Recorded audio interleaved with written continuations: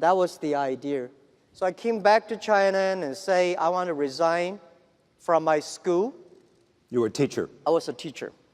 I've been teaching in the university for 6 years. So I said, I want to do it. I invite 24 of my friends to my apartment. After 2 hours of explaining what I'm going to do, internet, and 23 of them say, forget it.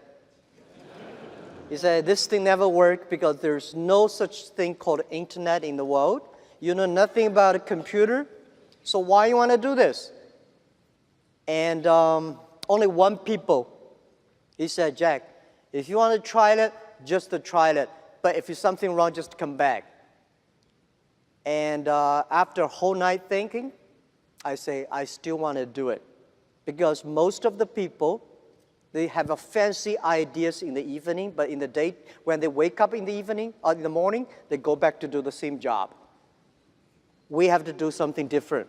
So from there, the problem is that we have to find a solution that how we can be a company can live and long and healthy as long as like a Mercedes-Benz and a Siemens. If an industry cannot live more than 3 years, if all the companies cannot live happily for 3 years, this industry is never become the mainstream. This industry can never become the D economy. So what we want to do is that how we can find this solution. The world is changing so fast. Most people don't realize what is IT, what is internet. We are moving very, very fast to data technology. IT technology and data technology, it's not a technology difference. It's the difference of people, the way people think, the way people deal with the world. We don't know what the world will look like in 30 years. And we don't know what the data will look like. But we are sure that the whole world in next 30 years will be changed.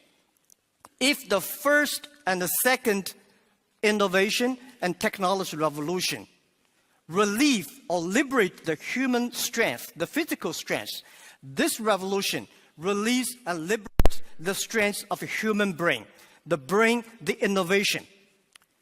The future world, we believe, will be connected, not by oil, not by other things, but by data. The future world, the business is C2B, not B2C. C2B is consumer to business, not business to consumer.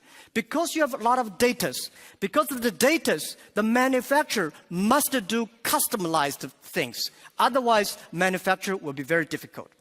In the future, all the manufacturers, they make the machines. The machines can not only produce the products, the machines must talk. The machine must think. And the machine is not going to be supported by oil, by electricity. The machine is going to be supported by data. The future world, business will not focusing on the size. Business will not focus on standardization and the power. They will focused on the flexibility, nimbleness, customization, and user friendliness. And also, I strongly believe the future world, we are going to have a lot of women leaders because in the future, people not only focus on the muscles, powers, they focus on wisdom, they focus on careness and responsibility.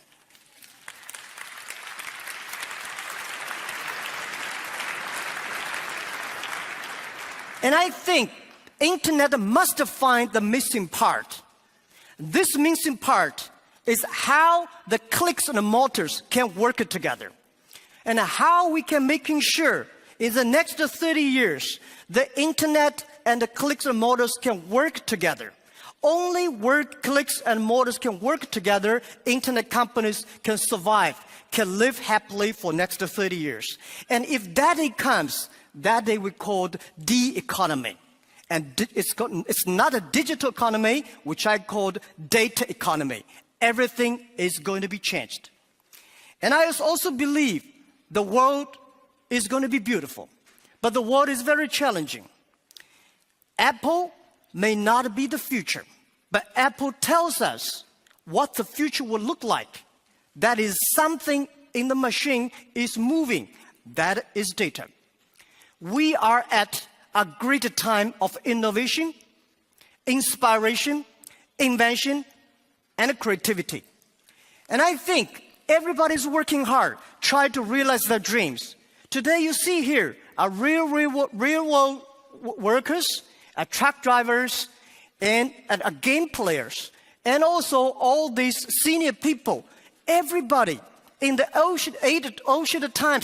ancient times, nobody can leverage the technology to realize their dreams. Today, because of the data, everything becomes the truth. And I strongly believe it's not the technology that changed the world. It's the dreams behind the technology that changed the world. If the technology changed the world, I will never be here. I'm not trained to be I'm not trained to be a technology. I know nothing about a computer, and I know very little about the internet.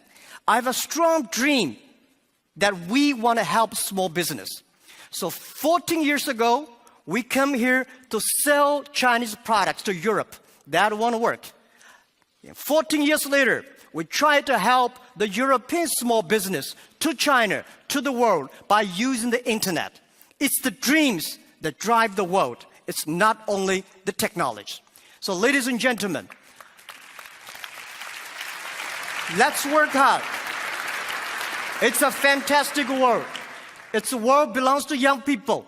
It's a world belongs to the future. And thank you very, very much for listening.